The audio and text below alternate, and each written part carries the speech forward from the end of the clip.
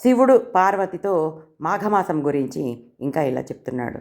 పార్వతి, దుష్ట సహవాసం చేసేవారు, బ్రహ్మహత్యాది మహాపాపములు చేసినవారు, సువర్ణమును దొంగలించినవారు, గురుభార్యతో సుఖించినవారు, మద్యము తాగి పరస్త్రీలతో క్రీడించువారు, జీవహింస చేయువారు, మాఘమాసములో నదీ స్నానం చేసి విష్ణువును పూజించిన ఎడల వారి సమస్త పాపములు నశించుటయే కాక జన్మాంతరమున వైకుంఠ ప్రాప్తి కలుగును. మరియు కులభ్రష్టుడైన వాడును, కించిత్ మాత్రమైనను దానధర్మములు చేయని వాడును, ఇతరులను వంచించి వారి వద్ద ధనమును అపహరించిన వాడును, అసత్యమాడి ప్రొద్దు గడుపుతున్నవాడును, మిత్రద్రోహియు, హత్యలు చేయువాడును, బ్రాహ్మణులను హింసించేవాడును, సదా వ్యభిచార గృహములలో తిరిగి తాళి కట్టిన ఇల్లాలిని బిడ్డలను వేధించువాడును, రాజద్రోహి, గురుద్రోహి, దైవభక్తి లేనివాడును, దైవ భక్తులను ఎగతాళి చేయువాడును, గర్వము కలవాడై తానే గొప్పవాడినని అహంభావముతో దైవ కార్యములను ధర్మకార్యములను చెడగొట్టుచు దంపతులకు విభేదములను కల్పించి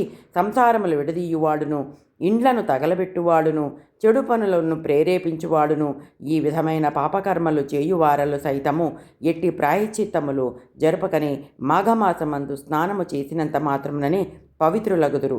దేవి, ఇంకను దీని మహత్యమును వివరించదను వినుము. తెలిసియుండియు పాపములు చేయువాడు, క్రూర కర్మములు ఆచరించువాడు, సిగ్గు విడిచి తిరుగువాడు, బ్రాహ్మణ దూషకుడు మొదలగు వారు మాఘమాసములో ఉదయమే నదికి వెళ్ళి స్నానము చేసిన ఎడల వారికున్న పాపములన్నీ నాశనమగును. మాఘమాస స్నానమును ప్రాతకాలముననే చేయవలెను. అలాగున చేసినచో సత్ఫలితము కలుగును.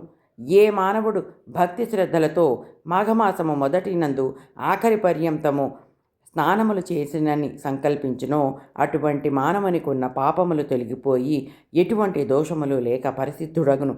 అతడు పరమపదము చేరుటకు అర్హుడగును. శాంభవి, 12 మాసములలోనూ మాఘమాసము మిక్కిలి ప్రశస్తమైనది. సకల దేవతలతో శ్రీమన్నారాయణుడు ముఖ్యుడు. అన్ని శాస్త్రములలో వేదము ప్రధానమైనది. అన్ని జాతులలో బ్రాహ్మణుడు అధికుడు. అన్ని పర్వతములలో మేరు పర్వతము గొప్పది. అటులనే అన్ని మాసములలో మాఘమాసము శ్రేష్టమైనది అగుట చేత ఆ మాసమంతా ఆచరించే స్వల్ప కార్యమైన గొప్ప ఫలితాన్ని కలుగచేయును. చలిగానున్నదని స్నానము చేయని మనుష్యుడు తనకు లభింపబోవు పుణ్యఫలమును కాలితో తన్నుకొన్నట్లే అగును.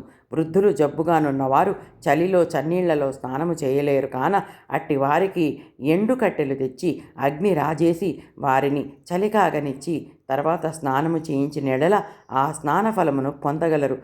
పిదప అగ్నిదేవునికి సూర్యభగవానునికి నమస్కరించి నైవేద్యము పెట్టవలెను.